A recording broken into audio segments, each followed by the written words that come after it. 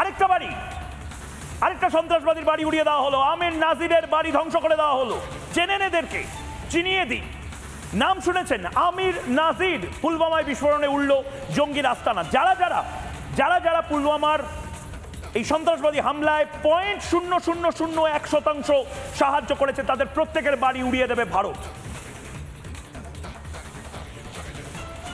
যারা এই পেহেলগাঁও সন্ত্রাস হামলায়, যারা পুলওয়ামায়, কাঠুয়া, উড়ি, যেখানে সন্ত্রাসবাদী হামলা হয়েছে, প্রত্যেকের বাড়ি উড়াবে। আমি একবার দেখানোর চেষ্টা করব কটা বাড়ি উড়িয়ে দেওয়া হলো। সকালে, রাতে, দুপুরে, বিকেলে, দিনে, রাতে 24/7 কাজ শুরু হয়েছে সন্ত্রাসবাদীদের নিকেশ করার। এই মুহূর্তে যে খবর পাওয়া যাচ্ছে, মোট 9 জন জঙ্গির বাড়ি আজ উড়িয়ে দেওয়া হয়েছে।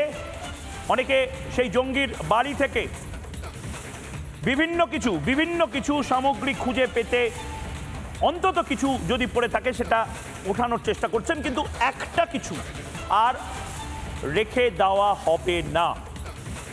এবং খুব সম্ভবত হয়তো পিওকে দখল সময়ের অপেক্ষা হবে। জন্টু পড়াই। হ্যাঁ, প্রথমেই তোমার চ্যানেলে শুরুর আগে বলছি, দেখো যে বিষয় নিয়ে আলোচনা করছি তার সাথে যদি ভারতবর্ষের ডিফেন্স বা আভ্যন্তরীণ সুরক্ষার কোনো ঘটনা মিলে যায়, সেটা নিতান্তই কাকতালীয় হবে। আমি ভারতের সমস্ত পলিসির যেটুকু আমি জানি সেটা কোনোটাই আমি প্রকাশ্যে বলছি না, অনিচ্ছাকৃতভাবে কিছু হলে নিতান্তই কাকতালীয়। আমি তোমাকে ময়ূক দুটো কথা বলি।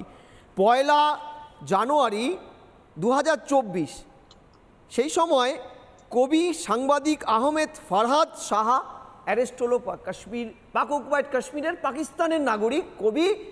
তিনি সরাসরি আঙুল তুলেছিলেন পাকিস্তানের প্রশাসনের উপরে যে তারা পাক অকুপাইড কাশ্মীরকে শুধুমাত্র জঙ্গিদের আখড়া করে রেখেছে, সেখানকার মানুষের ন্যূনতম এক দানার কথা কোনোদিন ভাবেনি। অ্যারেস্ট হওয়ার পরে আদালত, ইসলামাবাদ আদালতে পাকিস্তান সরকারের একটা স্টেটমেন্ট, সেখানে তিনি পরিষ্কার বলছেন, পাকিস্তানের অ্যাটর্নি জেনারেল সরকারের মুখপাত্র হিসাবে, যে পাক অকুপাইড কাশ্মীর পাকিস্তানের কোনো অংশ নয়, ওটা একটা বিদেশি টেরিটরি, ফরেন টেরিটরি। অর্থাৎ ওরা পরিষ্কারভাবে স্বাধীনতার পরে যেদিন ওরা আমাদের দুর্বলতা, আমাদের ভ্রান্ত বিদেশ নীতি, আমাদের দুর্বল তখনকার দুর্বল ডিফেন্সকে সুযোগ নিয়ে, বা বলতে পারো পলিটিক্যাল কারণে, আমাদের দুর্বল পলিটিক্যাল ডিসকোর্সের কারণে ওরা দখল করে নিয়েছিল, তারপর থেকে কিন্তু ওটাকে ওরা জঙ্গিদের আখড়াই করেছে। এবং সারা পৃথিবীর সবচেয়ে জঙ্গিদের আখড়া ওটা ছিল, সবচেয়ে বড় উপদ্রুত অঞ্চল। এই জায়গায় তারা কি মনোভাব নিয়ে চলে, তারা নিজের কোর্টে তারা হলফনামা দিয়ে জানিয়েছে। এবার প্রশ্নটা হচ্ছে ভারত কি করছে। আমি পুরো বিভিন্ন সোশ্যাল নেটওয়ার্কে দেখতে আমার প্রায় বলতে পারে চোখে নেওয়া হয়ে যাওয়ার মতন বিভিন্ন লোক ভারতবর্ষের ভিতরে বসে থাকা, তারা বলছে এত বাতেলা কেন, কিছু করছে না কেন। প্রথমেই বলি, দেখুন, যতটুক ডিফেন্স আমি বুঝি, যতটুক পড়াশোনা, যতটুক এই বিভিন্ন জায়গায় এদের মিটিংয়ে গিয়ে আমি বুঝেছি, এই ব্যাপারগুলো অতটা সোজা নয়। প্রথমে ডিপ্লোম্যাটিক স্ট্র্যাটেজিগুলো ভারত নিচ্ছে, এটা বোঝার চেষ্টা করুন। যে জল, দীর্ঘদিনের জল চুক্তি, এখন প্রশ্ন উঠছে গঙ্গা বাংলাদেশের সাথে যে ভারতের চুক্তি, গঙ্গা জল চুক্তি, এটা নিয়েও ভারত নাকি ভাবছে।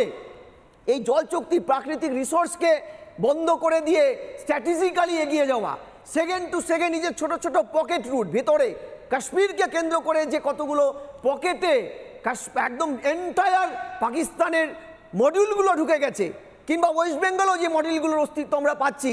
তোমার কাছে একটু আগে খবর আমি বলি, দিল্লিতে 5000 পাকিস্তানি নাগরিককে আইডেন্টিফাই করেছে ইন্টেলিজেন্স ব্যুরো। একটু আগের খবর, একজন বাংলার দৈনিক সবচেয়ে বড় পত্রিকা মার্ক করেছে। এই ভিতরের শস্যের মধ্যে ভূতগুলোকে তাড়ানোটা কিন্তু বড় কাজ। এই স্ট্র্যাটেজি ময়ূর নিয়ে এগোচ্ছে। বড় কাজ করতে গেলে তার যে প্রেক্ষাপট সেটা জরুরি, তা না হলে আমি বলছি পাকিস্তানও কিন্তু নিউক্লিয়ার পাওয়ার। এবার তোমার একটা পরের প্রশ্ন ছিল, পাকিস্তান কি নিউক্লিয়ার হামলা করবে? তারও তো নিউক্লিয়ার পাওয়ার বেশ শক্তিশালী।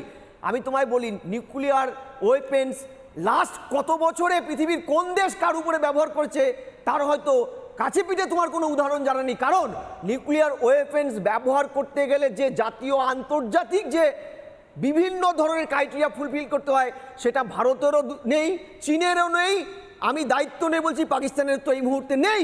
আর ওই মুখে পাকিস্তানের মুখে ধমক দেবে। আদৌ পাকিস্তানের নিজেদের কাছে তাদের পরমাণু বোমাগুলো রয়েছে কিনা এটাই সবচেয়ে বড় সন্দেহ। অনেকে বলে যে অনেক দেশ নিয়েছে সেগুলো। শুনো, আমি এটার জায়গা আমি বলছি, কিছুক্ষণ আগে আরেকটা রিপোর্ট বেরিয়েছে, পাকিস্তান যুদ্ধের জন্য যে সাজোয়া ট্যাঙ্কারগুলো ব্যবহার করছেন সেটা হচ্ছে 70-এর ট্যাঙ্কার।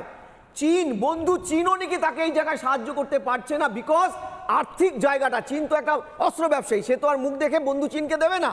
আর তার ফলে এই মুহূর্তে ইকোনমিক্যাল ক্রাইসিস চলছে, যেখানে ভারতকে তার উদ্ধার, ভারত তার ত্রাতা।